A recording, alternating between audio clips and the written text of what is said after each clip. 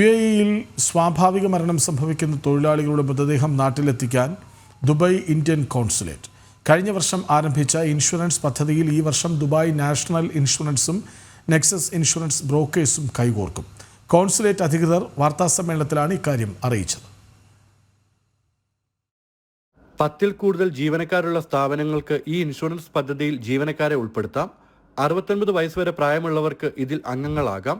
വർഷം 32 ദിർഹമാണ് പ്രീമിയം.